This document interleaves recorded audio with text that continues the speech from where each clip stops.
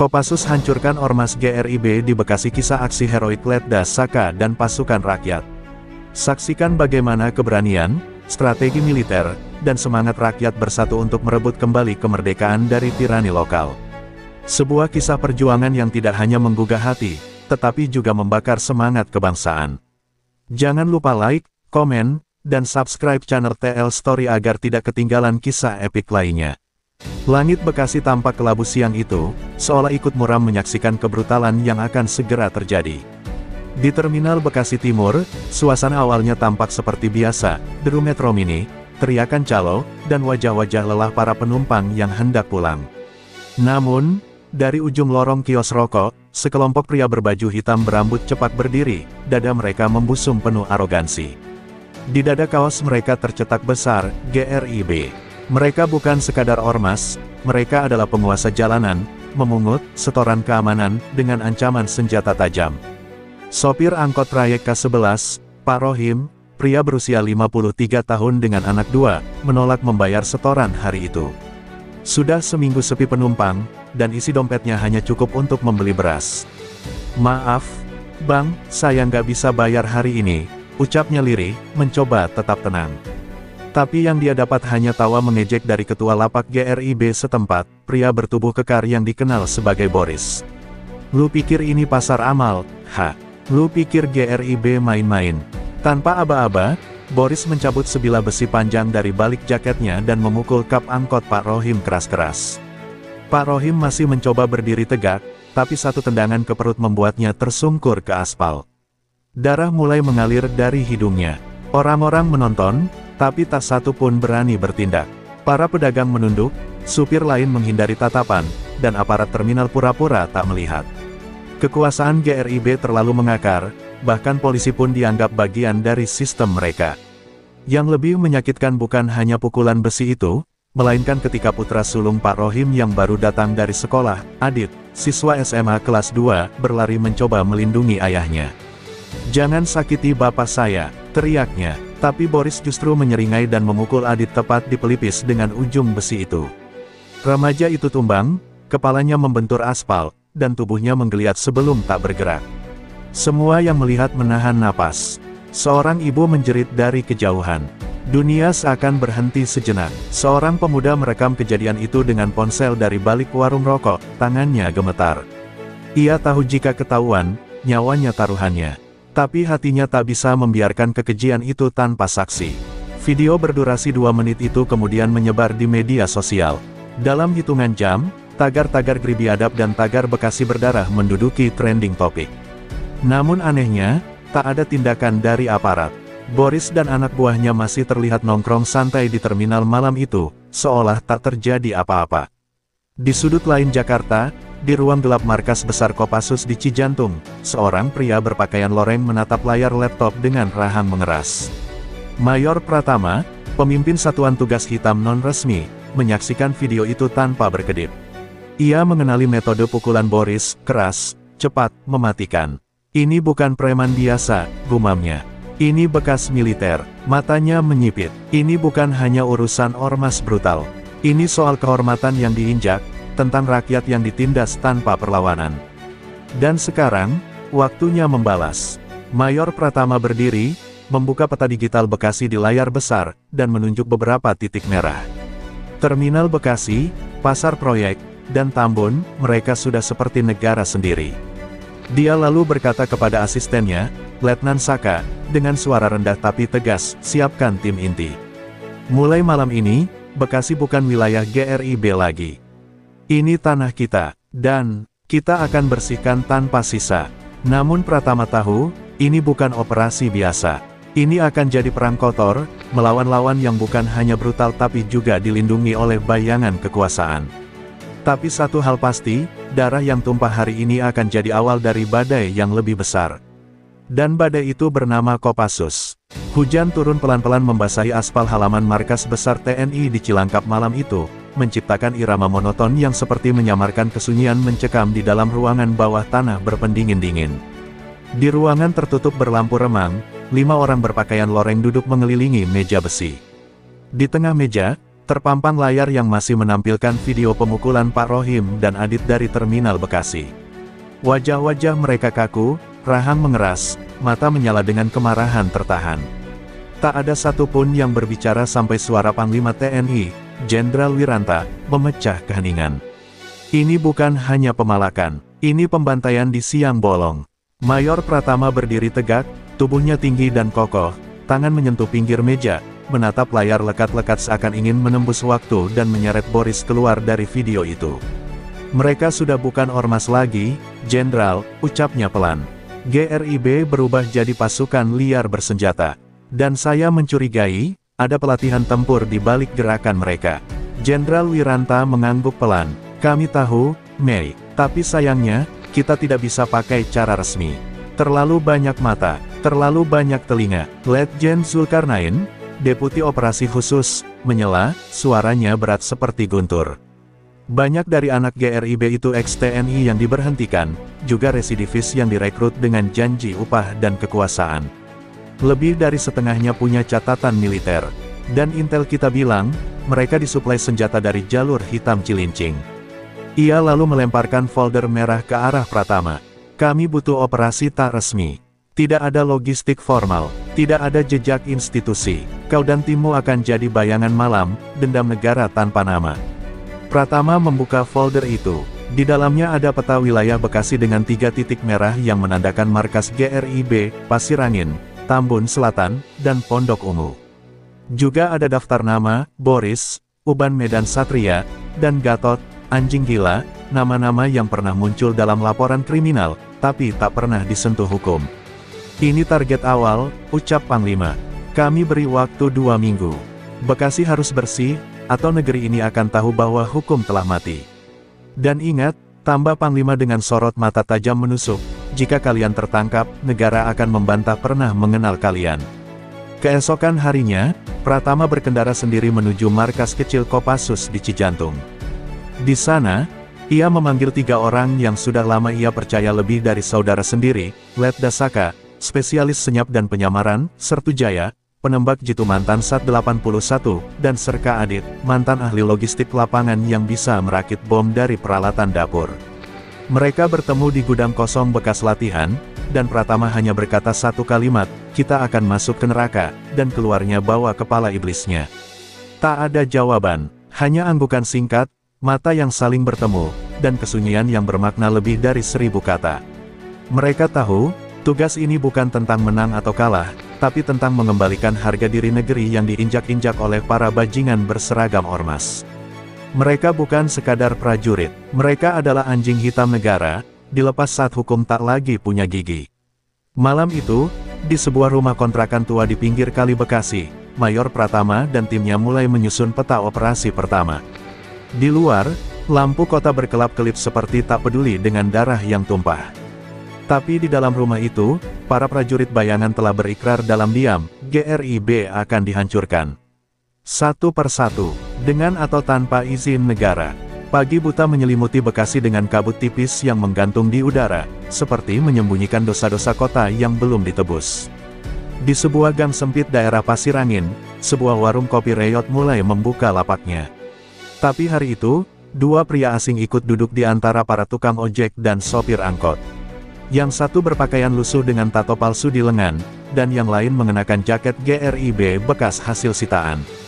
Mereka adalah Letda Saka dan Serka Adit, sudah seminggu menyusup dan berbaur dengan para simpatisan GRIB, pura-pura jadi preman rekrutan baru. Lu anak mana? Tanya salah satu pemuda ormas curiga, melirik tajam ke arah Saka. Dengan logat Medan yang dilatih bertahun-tahun dalam misi penyamaran, Saka menjawab santai, gua dari Tembung, Bang. Baru cabut dari Medan, nyari tempat bernaung. Si pemuda mengangguk, tampaknya puas. Kalau lu loyal, gua kenalin nanti ke Bang Uban. Dia pegang Pasirangin. Saka hanya tersenyum datar. Dalam hatinya, ia sudah menandai wajah pemuda itu untuk jadi target interogasi kelak. Sementara itu, di Tambun Selatan, Sertujaya menempati posisi sebagai tukang servis elektronik.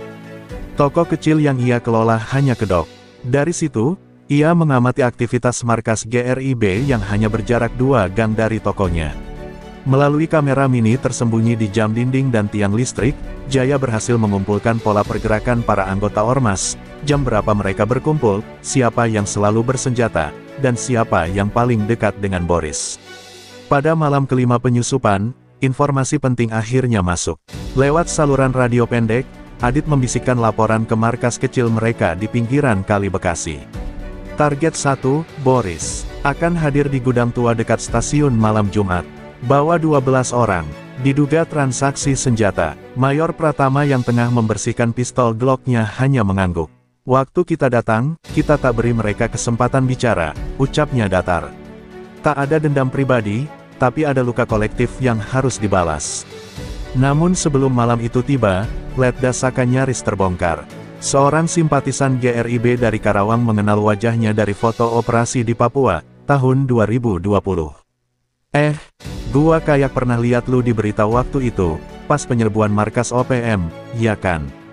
Ujar pria itu curiga. Saka menahan napas. Wajahnya tetap dingin, tapi tangan kanannya perlahan meraba pisau kecil di balik jaket. Namun sebelum ketegangan meledak, Adit menyela cepat, "Woi, jangan halulu." Semua orang loreng muka mirip. Tawa palsu menyelamatkan nyawa malam itu. Sementara mereka menyusup, Boris ternyata mulai mencium adanya pergerakan aneh.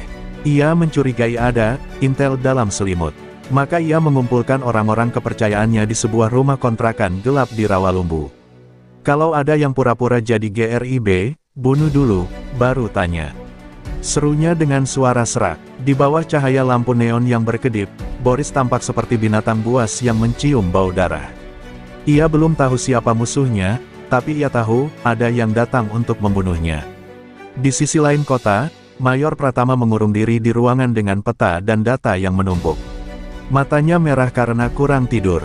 Di depan layar, ia melihat wajah Adit, remaja yang tewas memeluk ayahnya, dan itu sudah cukup untuk membakar amarahnya hingga mendidih.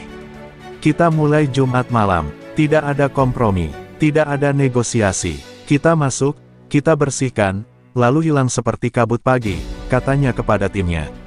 Dan malam itu pun semakin dekat. Infiltrasi telah selesai, target telah dikunci. Bekasi tidak tahu, bahwa dalam gelapnya lorong dan jalan kecilnya, bayangan telah menyusup. Dan mereka tak datang membawa pengampunan, melainkan penghakiman.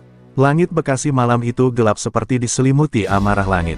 Tak ada bintang, hanya awan berat yang menggantung rendah, seolah menanti sesuatu yang buruk akan terjadi. Gudang tua di dekat stasiun Bekasi itu tampak seperti bangunan mati, dindingnya kusam dan jendelanya pecah.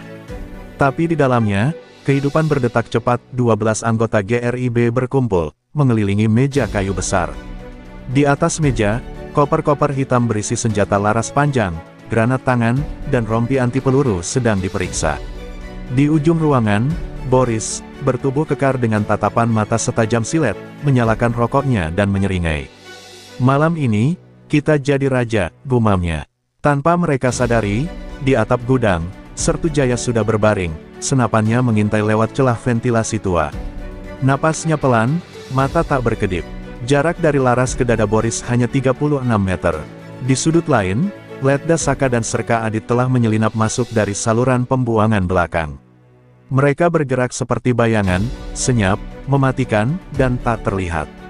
Mayor Pratama menunggu di luar, di balik semak belukar, headset di telinga, memantau dari layar tablet yang tersambung ke drone mini. Eksekusi dalam 5, 4, 3, suara Pratama terdengar lirih di radio. Dalam hitungan itu, seluruh dunia seakan berhenti. Lalu, dor, peluru pertama menembus tengkorak anak buah Boris yang berdiri paling dekat dengan pintu. Kepalanya terhentak ke belakang, darah menyembur ke dinding.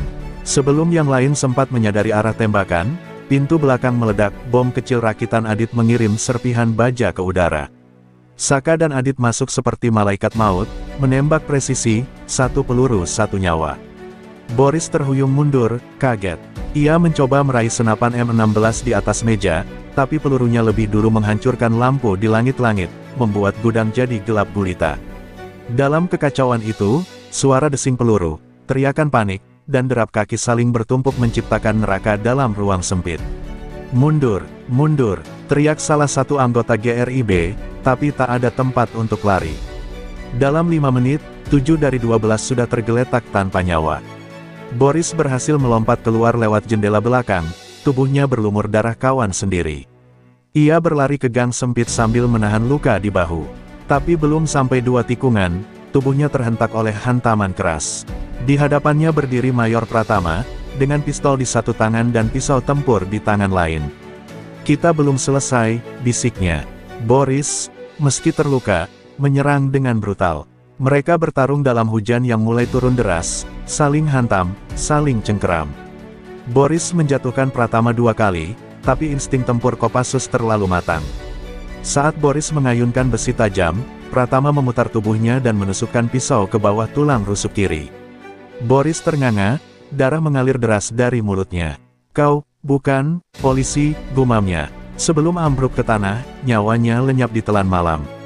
Saat hujan makin deras, tim berkumpul kembali. Total 12 orang GRIB tewas. Tak ada saksi, tak ada bukti. Semua senjata musuh dibakar di dalam gudang yang kemudian disulut api dengan bensin. Api menyala merah membelah gelap malam, tapi tak seorang pun warga berani mendekat. Mereka tahu, malam itu, ada kekuatan tak kasat mata yang sedang bekerja. Dan di atas atap gudang, drone mini terakhir mengirim gambar terakhir ke markas rahasia mereka.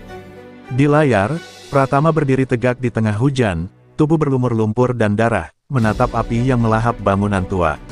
Ia hanya berbisik pelan, 1 sudah jatuh. 2 lagi menunggu giliran. Api yang melahap gudang tua di dekat stasiun masih membumbung hingga dini hari. Tapi sementara bara itu mulai padam, bara dendam di hati Uban, Komandan GRIB wilayah Medan Satria, justru membara makin gila. Ia bukan preman sembarangan. Tubuhnya kurus, matanya cekung, dan rambut putih yang memberinya nama, Uban, hanyalah selimut bagi keganasan yang telah membuatnya dijuluki Algojo Jalanan. Dulu ia tukang jagal di rumah potong hewan. Tapi sejak keluar, ia jadi tukang jagal manusia, bukan dengan parang, tapi dengan palunya. Pukulannya bisa menghancurkan tempurung kepala, dan malam ini, ia ingin memakainya kembali. Berita kematian Boris sampai di tangannya menjelang subuh. Tubuhnya gemetar bukan karena takut, tapi karena marah. Ini bukan kerjaan geng motor. Ini bukan urusan internal. Ini tentara, gumamnya, sebelum melempar kursi ke dinding. "Siapin semua, malam ini kita bikin Medan Satria berdarah. Cari siapapun yang baru, yang mencurigakan," teriaknya kepada anak buahnya yang pucat pasi. Mereka tahu, jika Uban sudah marah, maka darah pasti mengalir. Sementara itu, Letda Saka dan Serka Adit sudah kembali ke markas kecil mereka bersama Pratama. Tapi mereka tahu tugas belum selesai. Uban lebih kejam dari Boris. Dia tak cuma bunuh orang. Dia potong-potong, kata Pratama sambil membuka berkas rahasia yang mencatat sejarah kekejaman Uban. Korban teridentifikasi pernah ditemukan dalam ember cat. 14 titik luka, semuanya disiksa sebelum dibunuh. Tak ada waktu untuk bersantai. Kopassus harus bergerak lebih cepat dari kemarahan Uban. Rencana infiltrasi baru dibuat, tapi Uban tak tinggal diam. Lewat jaringan informannya yang luas, ia mengendus penyusup. Maka siang itu, seorang tukang tambal ban yang sebenarnya anggota TNI cadangan yang memantau aktivitas GRIB, ditemukan tewas tergantung di kolong flyover Kalimalang, tubuhnya penuh luka bakar. Sebuah palu berdarah diletakkan di dada korban, tanda tangan Uban yang keji. Pratama menatap foto jasad itu dengan rahang mengeras. "Dia sudah ajak kita ke level permainan yang berbeda," katanya lirih. Sore itu, Medan Satria jadi medan teror. Puluhan anggota GRIB menyisir jalanan, memeriksa warung, terminal, bahkan masjid. Mereka mencari penyusup, dan saat matahari tenggelam, satu toko servis ponsel tempat Sertu Jaya mengamati pergerakan GRIB, tiba-tiba dilempari molotov. Api menjalar cepat. Jaya sempat melompat keluar lewat atap belakang, tapi bahunya terkena pecahan kaca. Dari kejauhan, Uban melihat api menyala dan tersenyum puas. "Satu sudah kucium," ucapnya pelan. Jaya berhasil kembali ke markas, darah menodai seragam sipilnya. "Mereka sudah tahu," ucapnya terengah. Tapi Pratama tak panik. Ia malah membuka peti kecil di dalam tenda mereka, mengeluarkan senapan sunyi buatan Israel, peluru tajam kaliber kecil, dan kacamata malam. "Kalau Uban sudah mulai berburu, saatnya kita jadi hantu," katanya dengan dingin.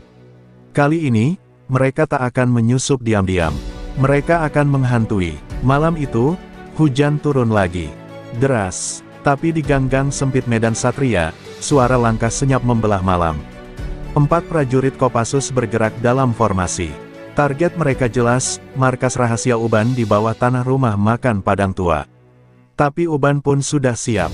Ia berdiri di tengah ruangan, palu di tangan, senyum di bibir, dan belasan anak buah bersenjata di sekelilingnya. Ia berbisik, "Mari kita lihat, siapa yang benar-benar hidup dari neraka ini." Langkah kaki Sertujaya terhenti tepat di depan pintu belakang rumah makan Padang Tua yang tampak mati dan ditinggalkan. Hujan masih mengguyur lebat, membasahi tubuh mereka yang menyamar dalam jaket lusuh dan celana sobek. Di tangan kiri Letda Saka, peta kasar bawah tanah markas GRIB Medan Satria tergenggam erat, terdapat akses bawah tanah yang menuju ruang penyimpanan rahasia, tepat di bawah dapur rumah makan tersebut. "Kita masuk dari ventilasi dapur, lalu turun ke ruang bumbu. Pintu besi di bawah sana menuju sarangnya Uban," bisik Pratama lewat radio. Satu napas ditarik panjang. "Laksanakan." Suasana di dalam dapur remang dan berdebu. Aroma bumbu basi tercampur udara. Lembab menyambut tim kecil itu. Mereka bergerak senyap, tak ada suara selain gesekan pelan sepatu pada lantai. Saka menemukan pintu besi tersembunyi di bawah karpet plastik yang dulu mungkin tempat menyimpan logistik dapur. Pelan-pelan, mereka membuka pintu itu, dan udara dingin menyentak naik seperti napas dari liang kubur. Tangga turun gelap gulita. Mereka melangkah masuk, satu persatu, menuruni lorong sunyi yang hanya disinai senter inframerah di helm tempur mereka. Di bawah tanah, lorong itu sempit, dindingnya dipenuhi bercak lumut dan kabel listrik yang menjulur seperti urat nadi bangkai. Tapi saat mencapai lantai 2 bawah tanah, suara itu terdengar, tertawa pelan, pelan tapi menusuk, suara Uban. "Sudah kuduga, kalian bukan orang biasa." Lampu di ruangan besar itu menyala mendadak, menyilaukan mata. 14 anak buah Uban berdiri dalam lingkaran, memegang senjata api dan besi tajam. Di tengah, Uban berdiri dengan palu besar, mengenakan rompi anti peluru lusuh dan topi tukang jagal. Ia meludah ke tanah. "Selamat datang ke neraka." Letda Saka tak menunggu aba-aba. Dalam satu gerakan cepat, ia melempar flashbang ke tengah ruangan. Ledakan cahaya dan suara memekakkan telinga membuat GRIB limbung. Dalam kekacauan itu, Sertujaya melepaskan 2 tembakan presisi, 2 musuh tumbang. Serka Adit melompat ke balik meja dan melemparkan granat asap, membuat ruangan penuh kabut putih. Hanya prajurit terlatih yang mampu membedakan arah dalam kekacauan ini. Dan tim Kopassus, mereka bergerak seperti bayangan. Setiap langkah mereka adalah akhir bagi musuh. Namun Uban tidak seperti yang lain. Ia tidak gentar. Saat kabut mereda, ia muncul dari balik tiang baja dan menghantam helm Saka dengan palunya. Pelindung helm retak, Saka terpental menabrak dinding. Jaya menembakkan peluru ke arah Uban, tapi si Algojo bergerak cepat, mengayunkan palu seperti setan menari di neraka. "Kalian pikir tentara bisa kalahkan darah jalanan?" teriaknya, matanya merah seperti binatang buas. Tapi serangan brutalnya malah membuka celah. Saat Uban menunduk, Pratama melompat dari atas rak dan menancapkan pisau ke bahunya. Teriakan Uban menggema hingga lorong bawah tanah. Ia mengamuk, mencengkeram Pratama dan membantingnya ke meja besi. Tapi dalam duel brutal itu, kekuatan jalanan tak mampu melawan disiplin dan teknik tempur militer. Saka yang sudah siuman menarik pistol cadangan dan menembak lutut Uban dari jarak dekat. Uban jatuh bersimpuh, palunya terlepas, dan saat ia mencoba meraih senjata, Jaya menginjak tangannya dan menodongkan laras ke dahi. "Waktumu sudah habis." Dengan tenang, Pratama berdiri, wajahnya berdarah tapi tatapannya dingin. "Tak ada hukum untuk orang sepertimu. Hanya keadilan yang sunyi." Satu peluru dilepaskan, menembus kepala Uban. Tubuh sang Algojo tumbang, dan seketika suasana ruangan menjadi hening. Pasukan GRIB sisanya menyerah ketakutan. Tim Kopassus memborgol yang masih hidup, lalu menanam bom waktu kecil di dalam ruangan. Dalam 10 menit, markas bawah tanah itu meledak, menghapus jejak. Ketika pagi tiba, rumah makan Padang itu tinggal puing. Tak ada yang tahu bahwa di bawah reruntuhan itu, sebuah kerajaan gelap telah dihancurkan. Di kejauhan, Pratama memandangi asap membubung dan berkata pelan, "2 sudah tumbang. Satu lagi tinggal menunggu giliran." Genta, sang raja GRIB Bekasi Utara. Matanya menatap ke utara, ke wilayah terakhir, tempat segalanya akan berakhir dengan darah. Pagi itu, Bekasi Utara seakan ditelan mendung. Awan hitam menggantung berat, mencerminkan suasana yang menyesakkan di markas besar GRIB di kawasan Harapan Baru. Di lantai atas gedung tua 5 lantai yang dipenuhi mural premanisme dan bendera ormas, duduklah Genta, lelaki bertubuh besar dengan bekas luka panjang di wajah dan dada. Ia tak berkedip, menatap layar monitor yang memperlihatkan rekaman pembantaian uban di lorong bawah tanah. Wajahnya tak menunjukkan emosi, tapi tangan kanannya meremas gagang kursi hingga retak. Mereka datang, dan mereka pikir bisa pulang hidup-hidup, gumamnya dingin. Di sisi ruangan, 5 pengawal elit GRIB berdiri dalam diam. Mereka bukan sekadar preman jalanan, mereka mantan milisi bayaran dari konflik luar negeri, didatangkan Genta dengan uang haram yang mengalir dari narkoba dan pemerasan skala besar.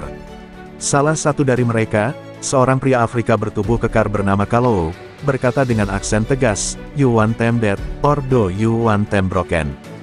Genta tak menjawab langsung. Ia bangkit, berjalan menuju jendela dan menatap jauh ke jalanan, di mana para simpatisan ormas bersenjata mulai berkumpul. "Saya ingin mereka hancur, bukan cuma badan mereka, tapi nama mereka. Harga diri mereka. Negara harus lihat, siapa yang sebenarnya berkuasa di Bekasi." Sementara itu, di sebuah rumah aman di pinggiran Pondok Ungu, Letda Saka sedang menatap peta strategis. Genta bukan seperti dua pimpinan sebelumnya. Dia bukan sekadar otot dan brutalitas. Dia taktis. Dia punya tentakel ke aparat, politisi, dan para pengusaha hitam. Serka Adit menimpali, kalau kita serang frontal, bisa-bisa kita malah dituding sebagai penyusup bersenjata oleh media yang sudah dibayar GRIB. Sertu Jaya mengangguk, lalu berkata pelan, "Tapi kalau kita tunggu lebih lama, dia akan tahu posisi kita. Kita harus pukul duluan, di jantungnya." Malamnya, Saka dan timnya menyamar sebagai pengemudi ojek daring dan pekerja gudang untuk mengintai markas GRIB. Mereka menyadari markas Genta dijaga dengan sistem yang tidak main-main, kamera pengawas tiap sudut, anjing penjaga, dan bahkan alat pendeteksi logam di pintu masuk. Namun satu hal menarik perhatian Pratama, setiap malam pukul 2 pagi, 2 truk box keluar dari basement tanpa diperiksa, kemungkinan besar itulah jalur logistik rahasia yang digunakan GRIB untuk menyelundupkan barang haram. Kalau kita bisa menyusup lewat jalur itu, kita bisa langsung ke dalam tanpa membunyikan alarm, ujar Pratama dengan sorot mata penuh keyakinan. Tapi keputusan untuk menyerang tidak bisa diambil gegabah. Saka tahu, kali ini mereka bukan hanya menghadapi GRIB, tapi seluruh jaringan hitam di bawah kendali Genta.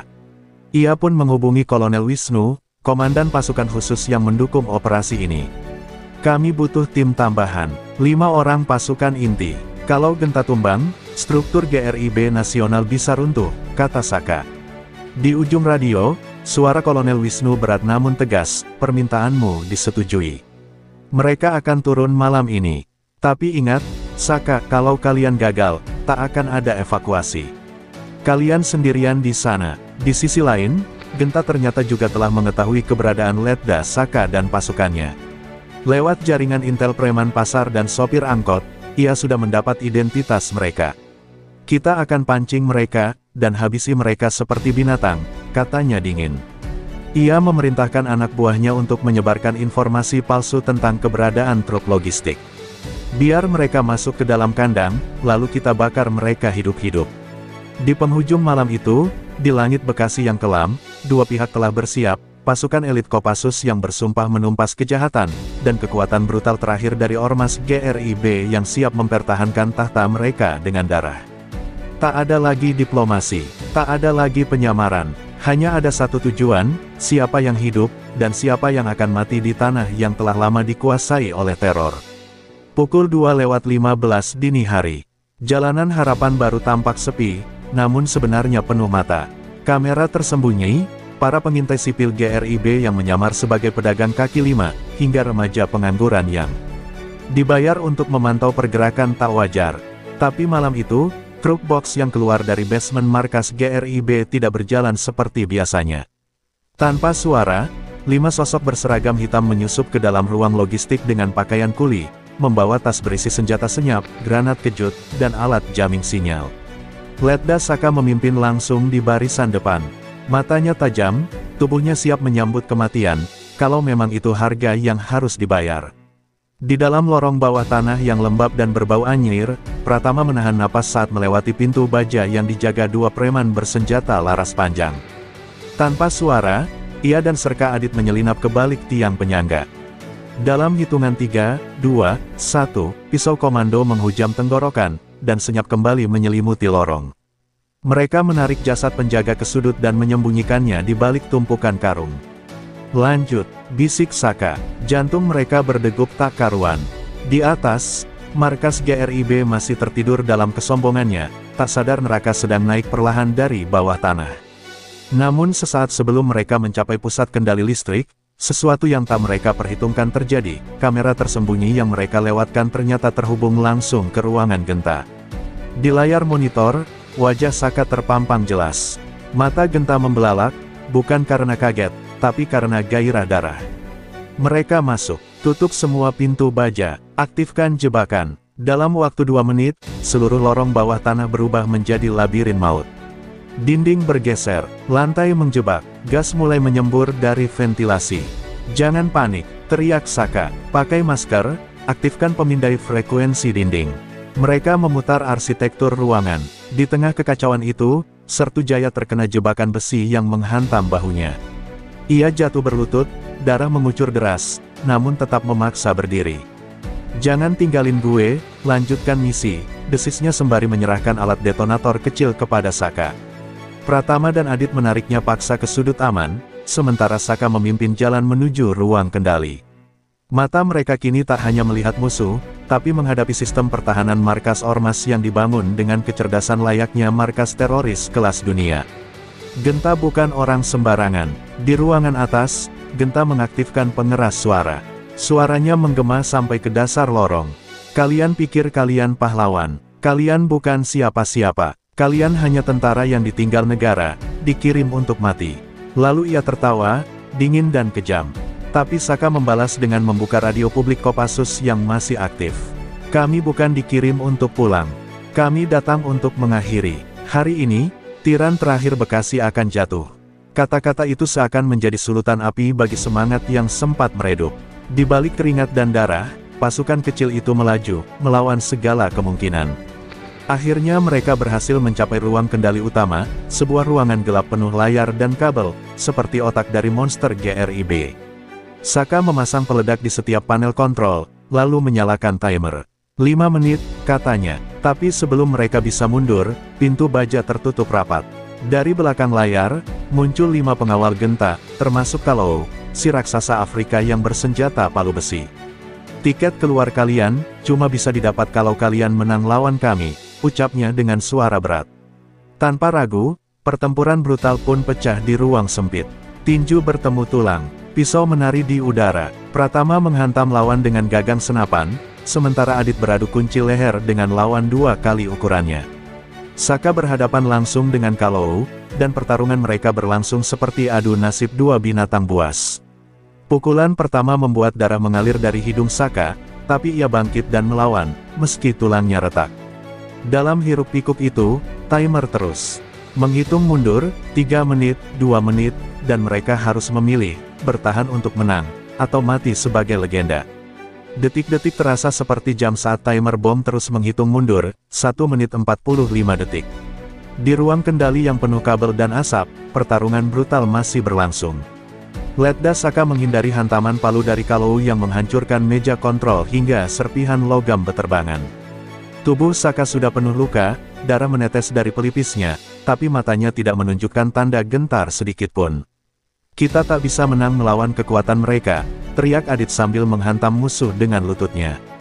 Tapi kita bisa menang melawan sistem mereka, balas Saka, lalu melemparkan granat ke arah panel utama, menghancurkan semua kontrol GRIB dengan ledakan keras.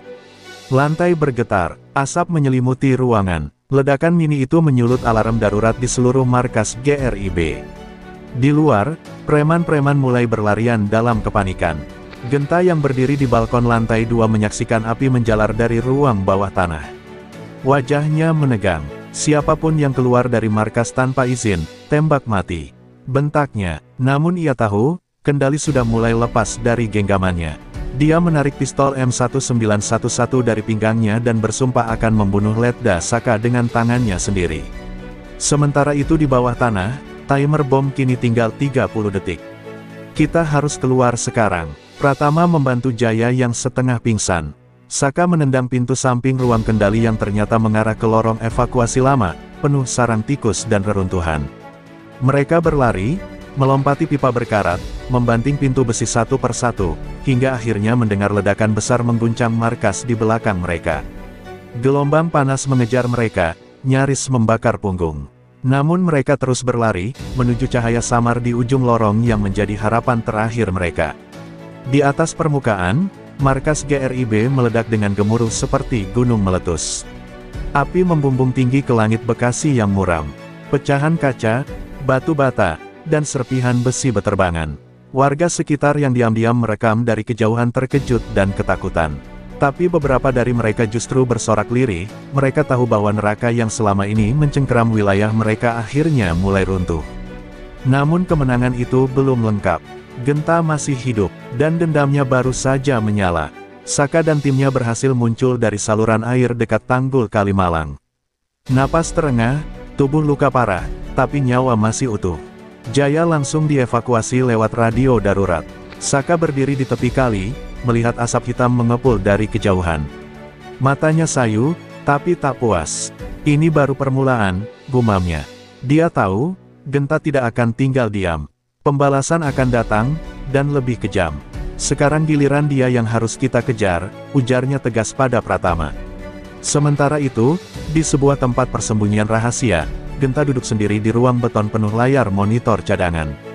Di belakangnya, seorang pria asing bertubuh besar berdiri tenang. "Kau lihat, mereka sudah mulai menyentuh markas inti kita," kata Genta sambil mengelap darah dari lengannya. "Kita akan bawa perang ini ke jalanan, ke rumah-rumah mereka. Bekasi akan menjadi neraka bagi siapapun yang menyebut nama Kopassus." Dengan sisa-sisa pasukannya, Genta bersiap mengerahkan sayap hitam, unit pembunuh rahasia yang belum pernah diperlihatkan pada publik. Orang-orang bayaran dari luar negeri, mantan tentara bayangan yang pernah bertempur di Timur Tengah. Perang baru telah diumumkan, dan bukan lagi di lorong bawah tanah, tapi di tengah kota, di antara warga, di sekolah, dan rumah ibadah. Perang psikologis akan dimulai. Dan Letda Saka harus berpacu dengan waktu sebelum Genta meratakan Bekasi dengan darah dan bara. Malam menyelimuti Bekasi dengan hawa mencekam yang tak biasa. Angin seolah membawa bisikan-bisikan ancaman dari sudut-sudut jalanan yang gelap. Di sebuah gang sempit di bilangan Kranji, teriakan seorang pria memecah keheningan. Tubuhnya ditemukan tergantung dengan luka potong rapi di dada membentuk simbol burung hitam bersayap patah.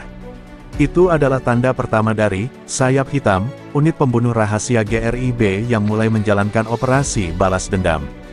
Dalam satu malam, 3 anggota keluarga dari seorang polisi ditemukan tewas di rumahnya, tanpa suara, tanpa ampun.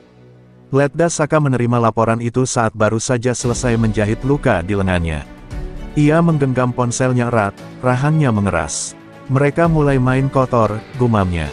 Pratama, yang duduk di seberangnya dengan napas berat, langsung bangkit. "Kita harus gerak cepat. Sayap hitam itu bukan preman biasa. Mereka mantan algojo di negara-negara perang. Satu orang bisa bunuh satu regu kalau lengah." Saka menatap rekan-rekannya satu persatu, wajah mereka penuh kelelahan tapi juga tekad yang tak tergoyahkan. Mereka tahu, perang belum usai, ini justru awal dari neraka yang lebih besar.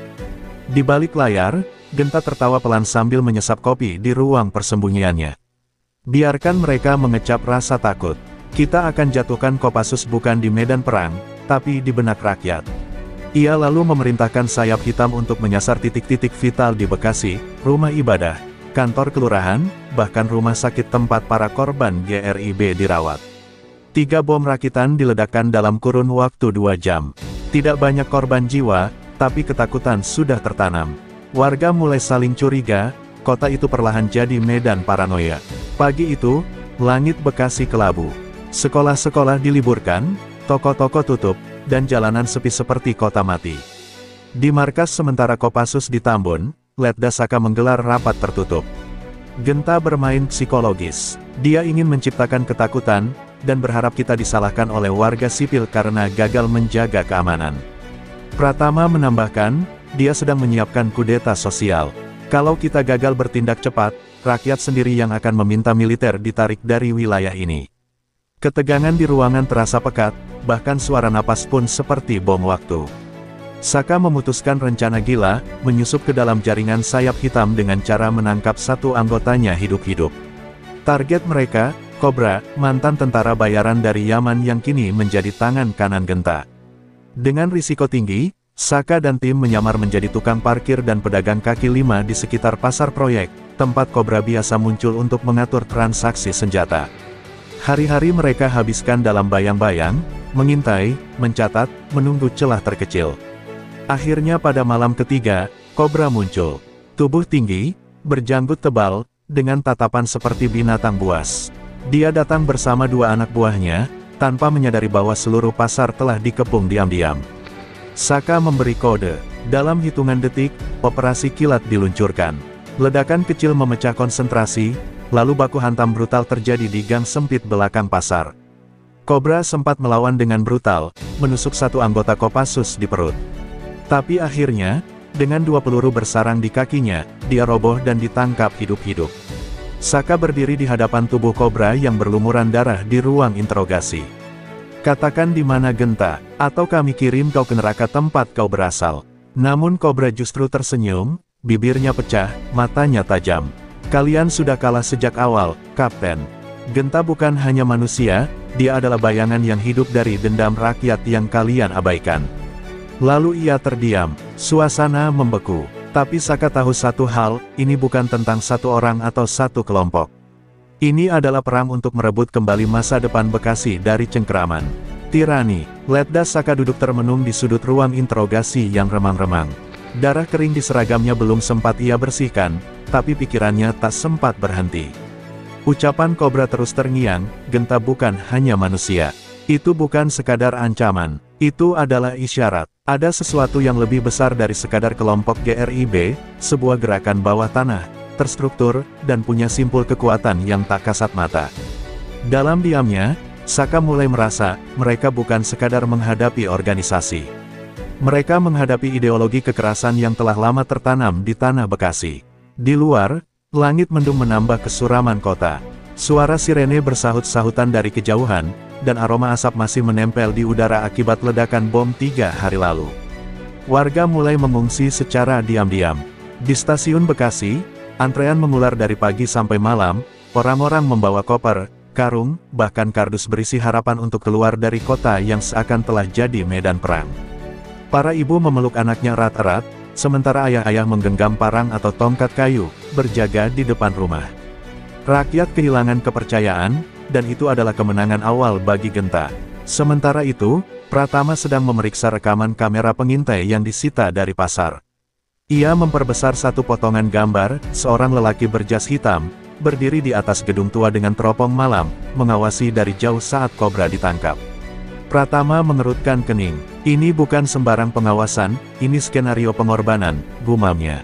Mereka mulai sadar, penangkapan Cobra adalah bagian dari rencana besar Genta. Sebuah jebakan psikologis, agar Kopassus merasa menang, padahal mereka sedang diarahkan ke dalam perangkap yang lebih dalam. Dan benar saja, keesokan paginya, markas sementara Kopassus ditambun dibom. Ledakan keras mengguncang hingga radius 500 meter, menewaskan 2 anggota satuan dan melukai 6 lainnya. Letda Saka dan Pratama selamat, tapi kehilangan data penting, senjata, dan 1 kendaraan lapis baja. Ledakan itu begitu presisi, mematikan, dan jelas dilakukan oleh orang dalam. Saka menggertakkan gigi. Kita dibocorkan. Ada pengkhianat di antara kita.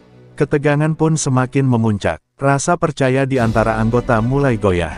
Semua saling curiga. Di tengah situasi yang kacau itu, Saka menerima pesan dari seseorang tak dikenal, berupa foto-foto lama dirinya saat bertugas di Papua, lalu gambar adiknya yang kini tinggal di Cikarang, diikat dan ditutup matanya.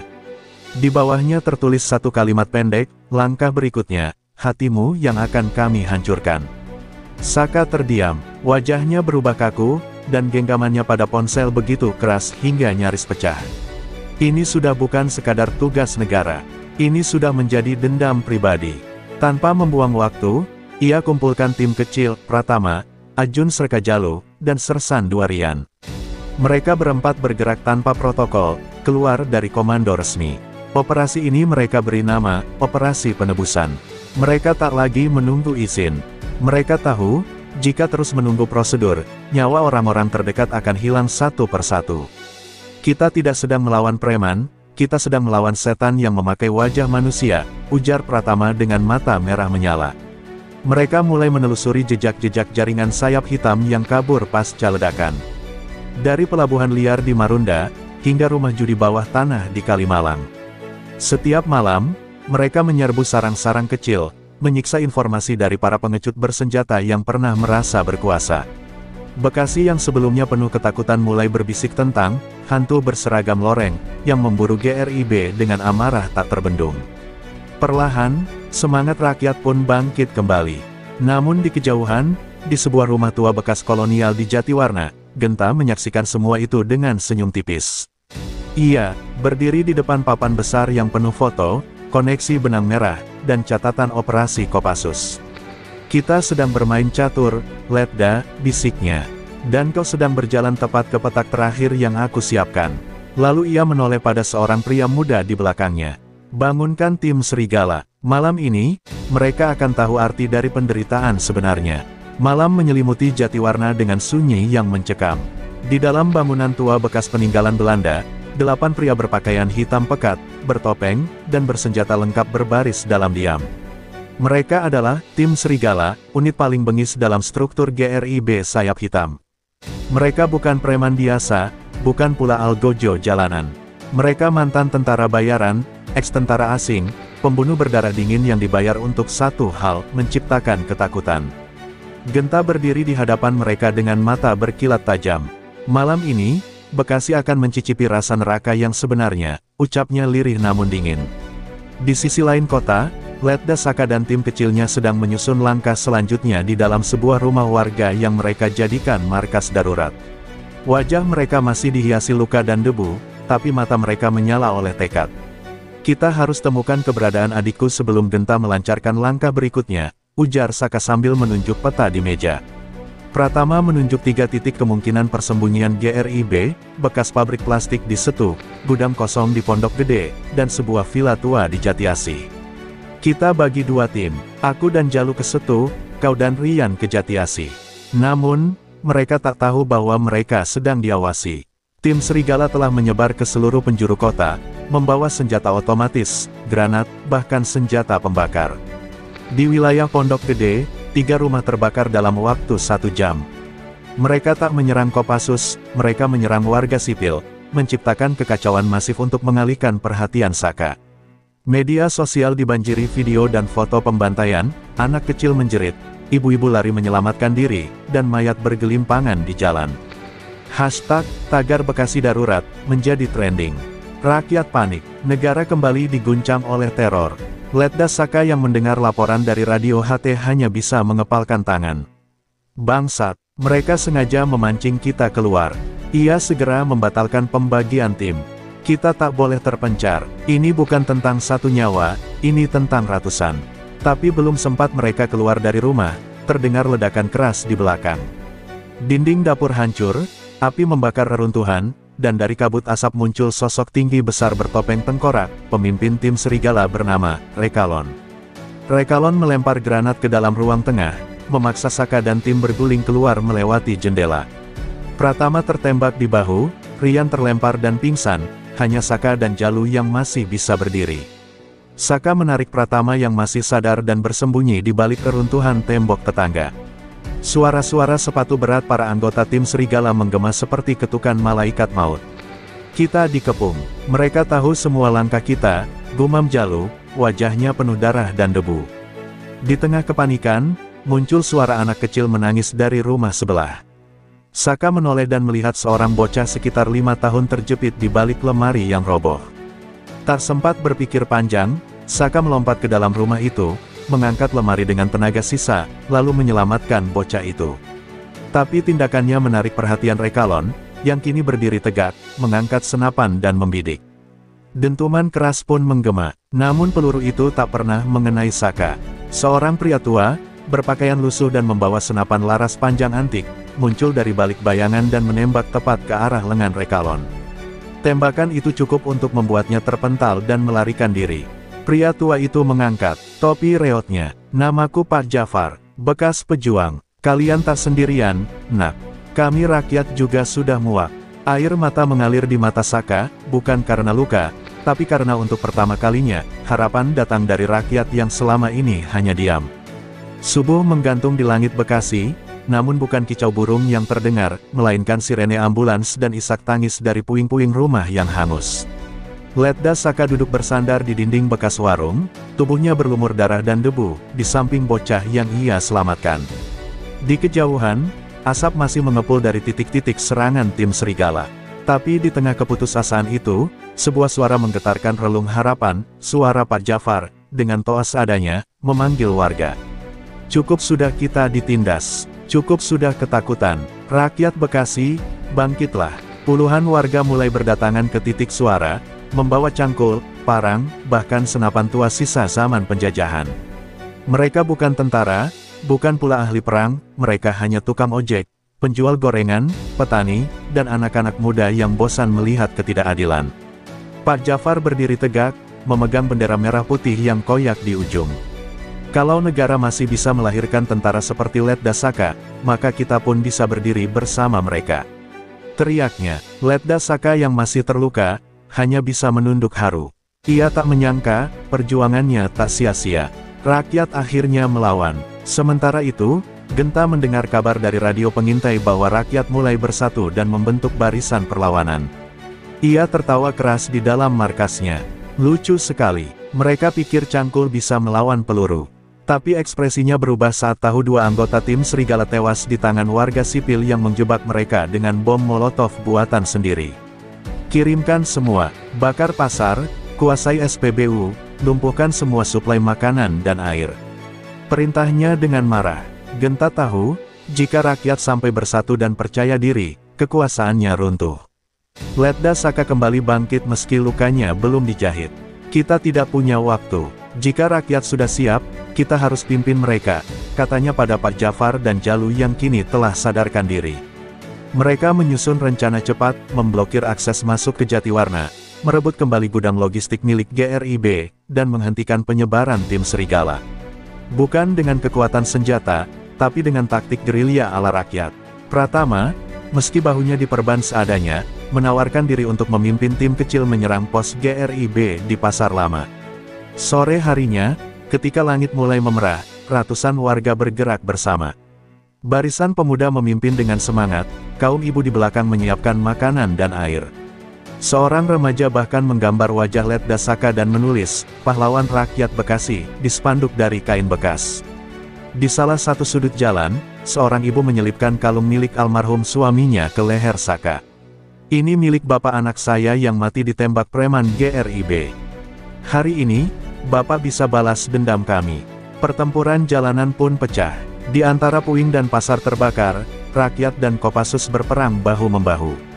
Mereka tidak hanya melawan dengan senjata, tapi juga dengan keyakinan. Setiap langkah maju adalah bentuk perlawanan terhadap ketakutan. Pratama berhasil merebut satu kontainer penuh makanan dari GRIB dan membaginya ke warga. Sementara Letda Saka dan Pak Jafar memimpin penyerangan ke rumah-rumah yang dijadikan markas gelap. Namun, kemenangan kecil itu tak datang tanpa korban. Beberapa warga tewas tertembak, termasuk seorang pemuda bernama Dodi yang sempat berteriak, "Hidup bebas atau mati terhormat." Sebelum peluru bersarang di dadanya, Saka mengangkat tubuh Dodi dengan tangan gemetar.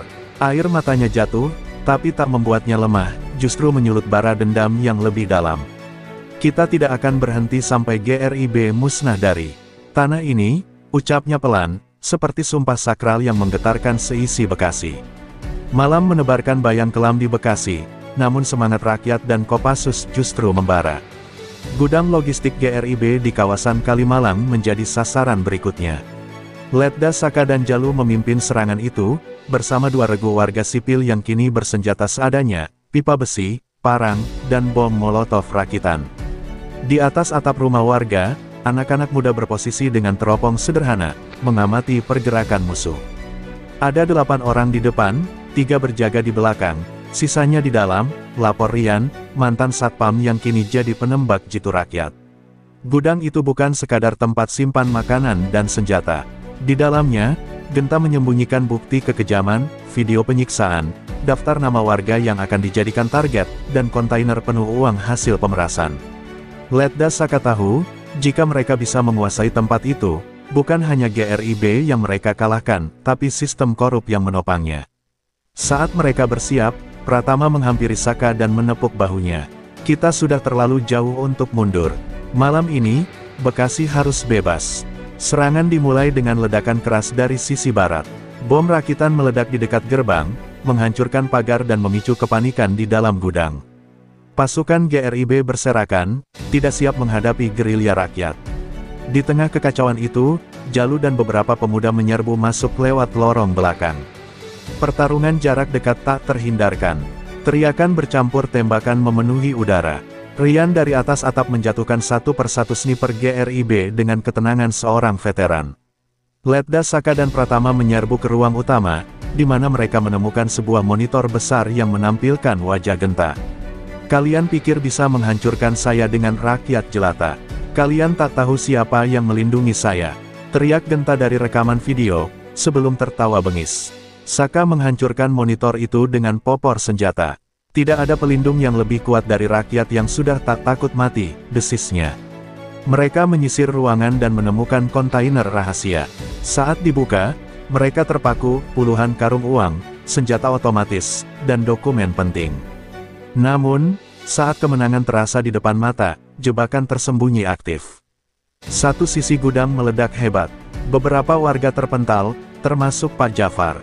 Tubuhnya terbakar sebagian, namun ia masih hidup, menggenggam erat bendera merah putih kecil yang ia bawa sejak awal. Jangan biarkan darah kami mengalir sia-sia, bisiknya sebelum pingsan. Letda Saka berlutut di sampingnya, menggenggam tangan Pak Jafar dengan mata berkaca-kaca. Kami tidak akan gagal, Pak. Tidak malam ini. Meski separuh gudang hancur, mereka berhasil menyelamatkan sebagian besar dokumen dan senjata. Rakyat mengangkat tubuh yang terluka, sementara Saka memimpin barisan kembali ke markas darurat di RW 07. Di sana, mereka menyusun ulang strategi. Genta mungkin belum tumbang, tapi sarangnya mulai runtuh. Dan untuk pertama kalinya dalam bertahun-tahun, rakyat Bekasi tidur dengan harapan meski di atas tanah berlumur darah. Sementara itu, di sebuah villa mewah di luar Bekasi, Genta mengamati layar CCTV dengan raut wajah dingin. Ia tahu waktunya tak banyak. Panggil dia, katanya pada ajudannya. Sudah waktunya si hantu dari Cibitung bergerak. Jika rakyat ingin perang, kita beri mereka neraka. Di luar jendela, langit Bekasi kembali bergemuruh. Bukan oleh petir, tapi oleh nyawa-nyawa yang memilih bangkit dari ketakutan. Perang belum selesai, justru baru dimulai. Angin malam membawa bisikan kematian dari utara Bekasi, ketika sebuah mobil panter hitam meluncur masuk ke markas GRIB yang tersembunyi di kawasan rawa-rawa Cibitung. Dari dalam mobil, seorang pria tua bertubuh kurus dengan sorot mata tajam turun dengan langkah berat. Dialah, yang disebut Genta sebagai, hantu dari Cibitung, Kisaman, mantan algojo militer era kelam, yang kini hidup di bawah bayang-bayang ormas GRIB sebagai senjata terakhir.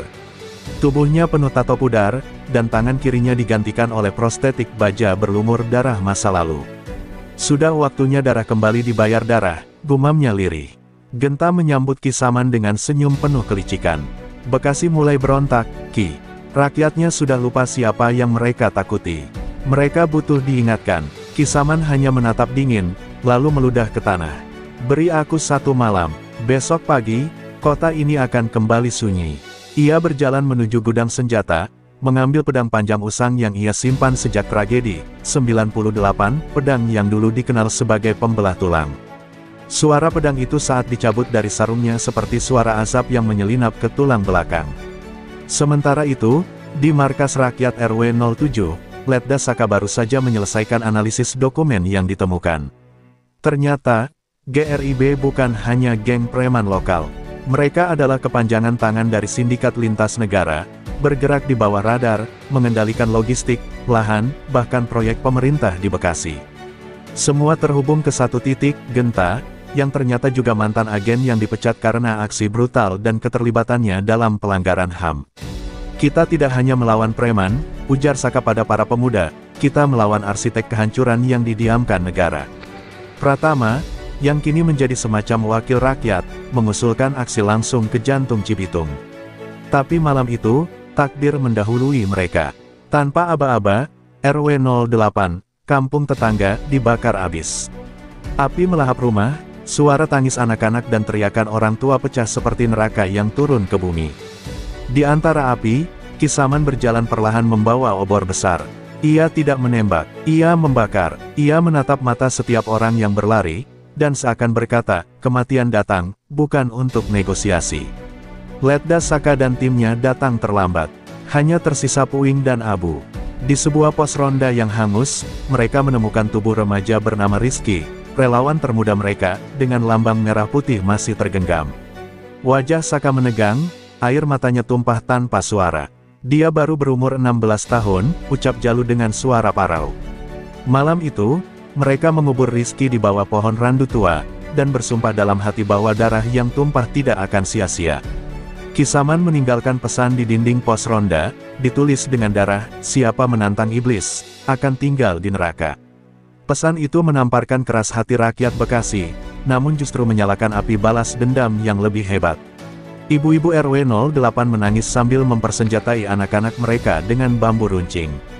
Para sopir angkot berhenti menarik penumpang, dan ikut menjadi pengintai. Semangat rakyat telah berubah, dari bertahan, menjadi menyerang. Letda Saka menatap langit yang memerah karena api pembakaran kampung.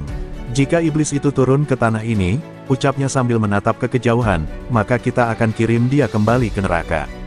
Kini, perang bukan sekadar urusan tentara. Ini adalah perang rakyat, dan malam itu, seluruh Bekasi bersumpah satu hal, hantu dari Cibitung tidak akan kembali hidup.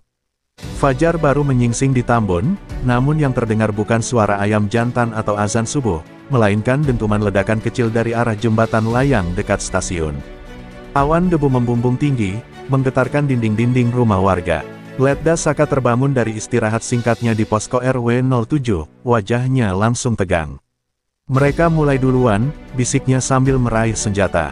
Di kejauhan, sirene tak berbunyi. Polisi diam, negara tak terlihat, yang tersisa hanya rakyat dan prajurit-prajurit yang memilih membela kehormatan. GRIB telah menyebar di 6 titik strategis. Mereka menguasai pasar, tradisional, stasiun, hingga pabrik tua di Jalan Kalimalang. Seolah tahu medan lebih dalam dari penduduk lokal, mereka menjebak jalan-jalan kecil, menaruh ranjau rakitan, dan menempatkan penembak di atap toko-toko. Namun, mereka tak tahu satu hal, rakyat Bekasi sudah tidak takut mati. Dipimpin oleh Jalu, pemuda kurir ojek daring yang kini menjadi pahlawan kampung, pasukan rakyat bergerak di bawah tanah, menyusuri gorong-gorong untuk menyusup balik. Saka dan 5 anggota Kopassusnya menjadi ujung tombak. Mereka membelah kerumunan di Pasar Tambun, membekuk satu persatu anak buah GRIB yang menyamar sebagai pedagang. Teriakan warga bersatu dengan suara tembakan. Toko-toko pecah, lapak-lapak terbakar, namun semangat rakyat semakin menggila. Di depan Masjid Besar Tambun, Kisaman muncul. Tubuh renta itu membawa parang panjang dan tongkat besi. Ia berjalan pelan, diiringi 20 anak buah yang mengenakan pakaian hitam pekat seperti bayangan maut. Saka dan Kisaman akhirnya bertemu di pertigaan Jalan Imam Bonjol. Warga sekitar berlari menjauh, meninggalkan keduanya di tengah jalanan sepi. Kau bukan tentara, kau pembantai rakyat, kata Saka dengan suara dingin. Kisaman terkekeh, tentara atau pembantai, tak ada beda kalau nyalimu sama-sama mati. Mereka saling tatap, lalu saling serang. Benturan parang dan sangkur menimbulkan percikan api. Kisaman tua, tapi setiap geraknya mematikan. Namun Saka tidak mundur, ia menari dengan disiplin tempur yang sempurna. Sementara mereka bertarung, pasukan rakyat di bawah komando Jalu berhasil merebut gudang senjata GRIB di Tambun Selatan. Dengan senjata rakitan dan semangat membara, mereka membalikkan keadaan. Satu persatu basis GRIB disapu bersih. Bahkan anak-anak sekolah membantu mengatur logistik, dan para ibu memasak untuk para pejuang. Tambun berubah menjadi ladang revolusi rakyat. GRIB, yang selama ini kebal hukum, kini dikepung dari segala arah oleh mereka yang selama ini mereka injak. Kisaman terluka, luka besar membelah dadanya akibat sabetan sangkur Saka. Ia jatuh berlutut, napasnya tersengal, namun sorot matanya tetap tajam. Kalian pikir rakyat bisa mengatur sendiri? Tanpa rasa takut, mereka akan saling membunuh. Teriaknya. Saka menunduk, menatapnya dengan iba. Tidak, Ki. Rasa takut itu bukan untuk rakyat, tapi untuk bajingan seperti kalian. Dengan satu gerakan tegas, ia mengakhiri hidup si Algojo masa lalu. Tambun sunyi, asap membubung dari bangunan yang terbakar. Tapi di balik puing-puing itu, harapan tumbuh. Anak-anak berlarian membawa bendera merah putih yang penuh noda darah. Letda Saka berdiri tegak di tengah jalan, mengangkat tangan ke langit. Bekasi belum selesai, katanya lirih, tapi hari ini, kita buktikan, tanah ini bukan milik mereka yang bersenjata, tapi mereka yang berani melawan. Langit Bekasi Timur diselimuti mendung kelabu saat malam menjelang. Udara terasa berat, seperti menahan napas sebelum badai. Setelah kemenangan di Tambun, pasukan rakyat dan Kopassus menaruh harapan bisa menuntaskan sisa-sisa GRIB yang bertahan. Tapi laporan intelijen membawa kabar buruk, sekitar 80 anggota GRIB yang tersisa berkumpul di bawah flyover Bekasi Timur, menjadikannya markas terakhir mereka. Mereka bersumpah akan bertahan hidup atau membawa kota ini bersimbah darah. Letda Saka berdiri di atas atap sebuah toko kelontong tua, memandang ke arah flyover yang diterangi cahaya obor dan lampu truk. Ia tahu ini bukan pertempuran biasa. GRIB kali ini membawa anak-anak remaja sebagai tameng hidup, memaksa mereka memakai rompi peledak rakitan. Saka memukul helmnya keras-keras, menahan amarah yang menggelegak. Setan tak pernah kehabisan cara, gumamnya. Tapi menyerah bukan pilihan, terlalu banyak darah rakyat yang sudah tertumpah. Sementara itu, Jalu dan puluhan pemuda Tambun bergerak menyusup lewat jalur rel kereta api, membawa granat asap dan tali pengikat. Mereka hanya punya satu misi, bebaskan anak-anak, lumpuhkan GRIB tanpa jatuh korban sipil. Di pos komando, Saka berlutut dan menggenggam radio komunikasi. Suaranya bergetar saat ia berkata, kita lakukan ini untuk Bekasi. Bukan demi seragam, bukan demi nama, tapi demi yang tak pernah punya suara. Tepat pukul 12 malam, operasi dimulai. Granat asap dilempar dari 3 arah, menyelimuti flyover dengan kabut tebal. Letda Saka dan 2 Kopassus lainnya menyusup dari jalur bawah, memanjat tiang-tiang beton dengan senapan terikat di punggung. Di tengah kekacauan, terdengar suara anak kecil menangis. Seorang anggota GRIB, panik, menodongkan senjata ke bocah itu, tapi sebelum pelatuk ditarik, peluru Saka lebih dulu menembus dahinya. Darah memercik, jeritan pecah, dan pertempuran pun meledak. Jalu berhasil membebaskan 6 anak, menyeret mereka keluar dari flyover sambil dihujani tembakan. Salah satu bocah itu terkena peluru nyasar di lengan, namun ia terus berlari, mencengkeram bendera kecil merah putih yang diremasnya sejak awal. Jangan mati, jangan mati, teriak Jalu sambil menggendong bocah itu, berlari melintasi lorong sempit di bawah jembatan. Di belakangnya, baku tembak makin membabi buta. Tapi nyawa anak-anak itu jadi cahaya di tengah gelapnya dendam dan kekerasan. Di puncak flyover, Letda Saka bertemu kembali dengan lawan terakhirnya, Danurawa, mantan serka TNI yang membelot dan kini menjadi pemimpin GRIB. Tubuhnya besar, penuh tato, dan tangannya memegang senapan AK-47 dengan mantap. Kau dulu juga tentara, kata Danu sambil menatap Saka. Apa bedanya kita? Saka menjawab lirih, aku tetap setia pada rakyat. Kau setia pada kekuasaan. Tanpa basa-basi, mereka bertarung dalam duel terakhir, tangan kosong, penuh dendam dan sejarah. Pertarungan itu berlangsung brutal. Danu menghantam Saka berkali-kali, membuat wajahnya berlumur darah. Tapi semangat Saka tak runtuh. Dengan teknik bela diri yang sempurna, ia menjatuhkan Danu dan menekannya ke lantai beton.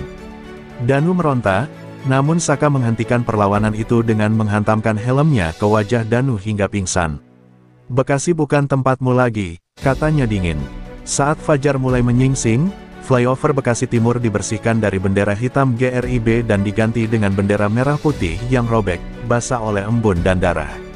Warga mulai berdatangan, menangis haru, memeluk anak-anak mereka. Di tengah-tengah itu, Letda Saka duduk lemas, luka di wajahnya belum diobati. Tapi matanya menatap langit. Satu babak lagi, katanya pelan, tinggal satu. Senja menggantung redup di langit Bekasi Barat.